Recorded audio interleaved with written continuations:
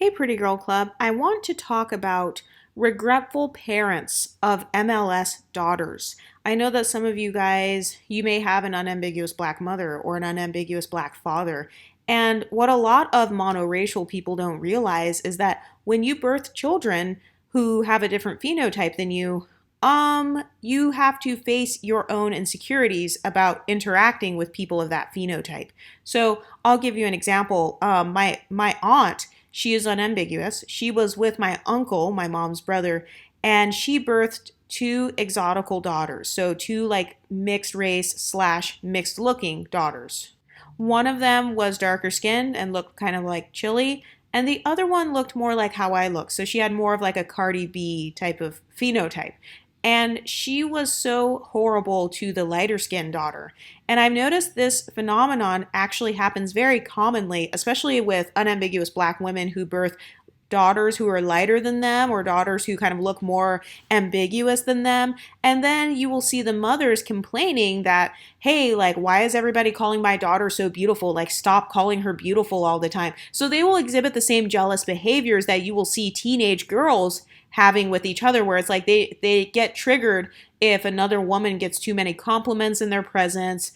And I've noticed that having a beautiful daughter, it's kind of like having a cute handbag in the eyes of some women. So they love you when you're small and you're a baby and, people start giving attention to you or they give attention to your mother. But as soon as you start to get old enough to get attention from men and, maybe you have a lot of male family members commenting on how beautiful you are, or there are lots of little boys at school who like you, and your mother, she didn't have little boys at school who liked her. She was, for lack of better words, kind of more of a femcel.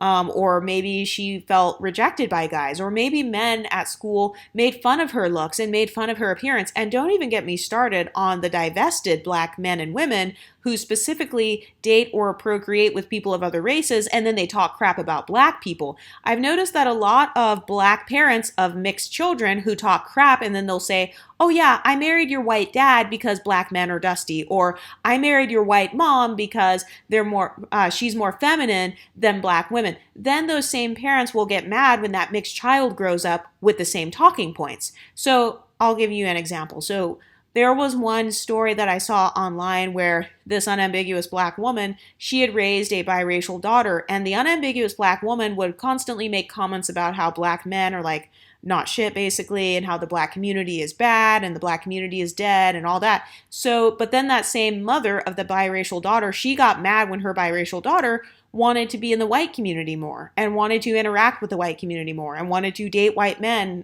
or, create children that will basically have even less blackness than her. So I've noticed this dynamic a lot where unambiguous mothers or unambiguous fathers, they get upset because they didn't think it all the way through. They didn't realize, oh wait, my child is going to be light-skinned, or my child is going to have a totally different hair texture than me. My child is going to quote unquote have it easier than me. For those who believe in the concept of, oh, it's a social hierarchy and kind of like the whiter you are, the higher up you are, or the more mixed you are, the higher up you are.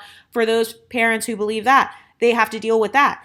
Or another thing that a lot of people don't talk about is if you are unambiguous monoracial and you have a child with a light-skinned person or with a mixed person or with a non-black person, you're the darkest person in your house. You're the blackest person in your house. So you know that feeling that a lot of unambiguous people complain about? Oh, I'm the odd one out. Everybody's looking at my skin tone because it's very dark, or, everybody's looking at my hair texture because it's like 4C, or my features are bigger than everyone else's. My nose is bigger. My lips are bigger. Okay, well now you just created a whole family setting where you are dealing with that every single day. So you wake up in the morning, you're the quote unquote blackest one in the house. Your daughter can't relate to you. Your son can't relate to you. Your husband can't relate to you. None of them look like you. None of them have the same phenotype. Some people may think you're the nanny, or they may think that you kidnapped them or something crazy. Or, a lot of us mixed people, we know this feeling where people will say, that's not your dad, that's not your mom. So as the monoracial parent of a mixed child or of a child who looks mixed, you will be hearing people saying that about your child. That's not your mom. Or why does your mom look like that? So now you are the mom who the other kids at school are asking about and saying, oh, why does his mom look like that? Or why does his dad look like that? So I've noticed that a lot of monoracial people who have children, they end up being regretful parents because they don't realize that, oh, wait a minute, now I birthed the trigger. So all of this stuff that I lied to myself about, I lied to myself and said, I'm not jealous of mixed women. I'm not jealous of anyone lighter than me. I'm not jealous of people with silkier hair textures. I'm not jealous of XYZ. As soon as they birth a child who has that very phenotype that they used to be jealous of, then they have to face their own insecurities. They have to face their own inferiority complexes.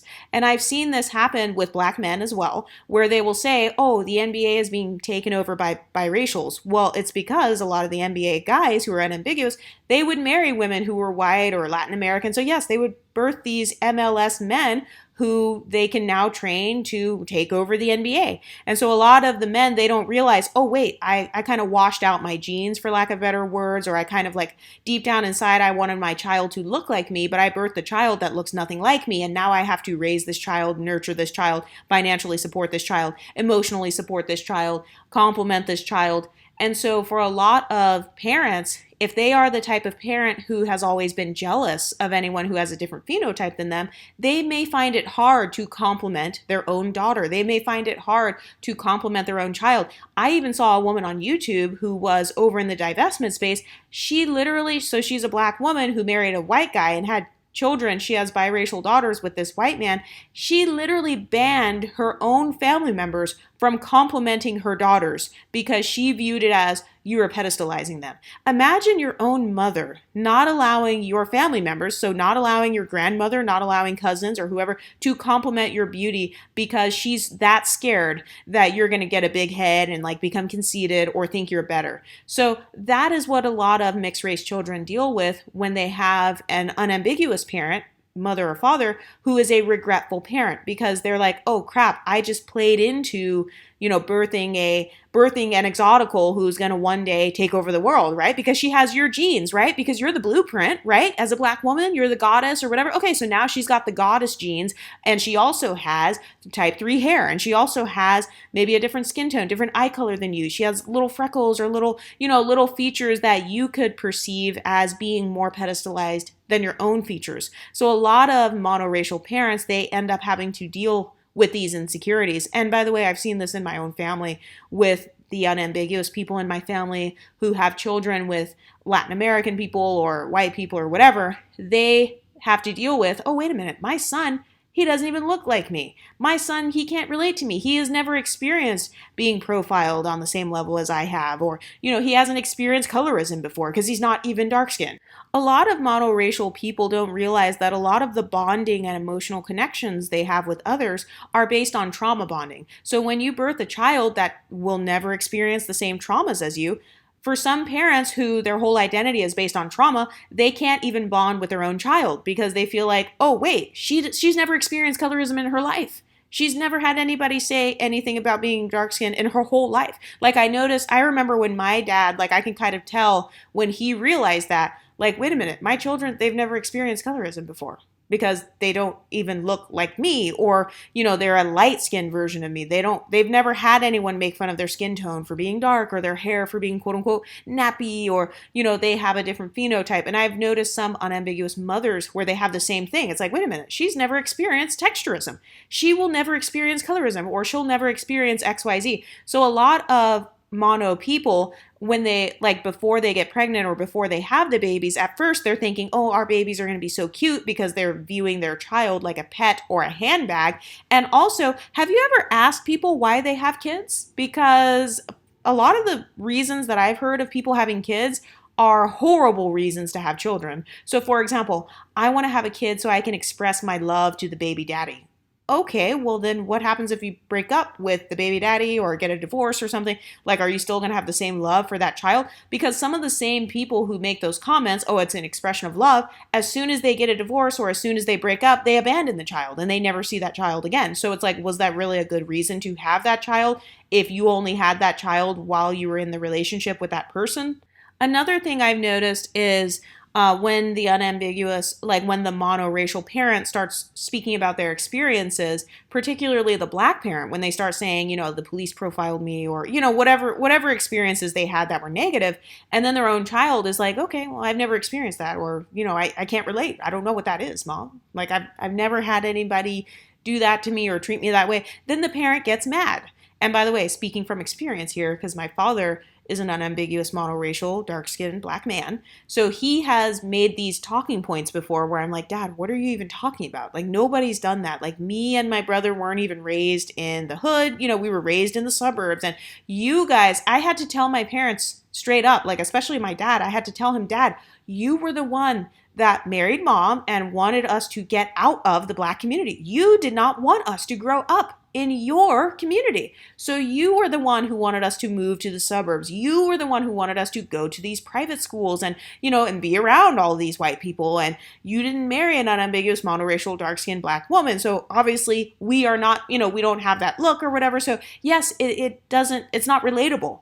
We don't relate to you. So I've noticed a lot of monoracial, both men and women who have these children. Let's take it in reverse and say she's an unambiguous black woman. Let's say she marries a wealthy white man and then births a mixed race daughter, kind of like a Jodie Turner-Smith. Even Jodie Turner-Smith herself actually had to face her own insecurities and inferiority complexes. So it's like, okay, you spent all of this time trying to get picked up and divest to a white man or whatever and have the soft life, but guess what? Your children, they're also going to be raised with the soft life. You are birthing Stacey Dash. So you can't get mad when your Stacey Dash that you birthed grows up and wants to talk on Fox News, or she wants to, she has a different viewpoint than you. Well, she came from a different background than you. She doesn't look like you. She doesn't have your hair texture. She doesn't have your eye color. She has a totally different experience than you. And I've noticed that a lot of people are regretful parents because sometimes they will be jealous of their child's phenotype. They'll be jealous of the amount of compliments their child gets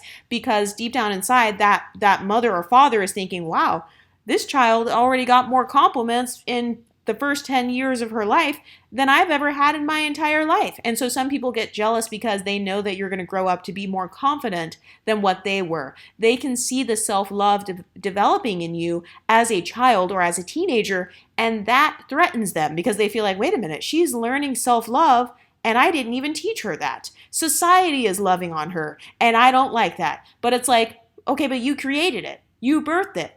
So you wanted this deep down inside. You wanted to mix with whiteness or mix with, whatever other bloodlines. So you can't then get mad that your children were born how they were. But we see this happening with a lot of parents. And then a lot of monoracial parents will get mad when their child grows up and that child does not marry or date someone who looks like them.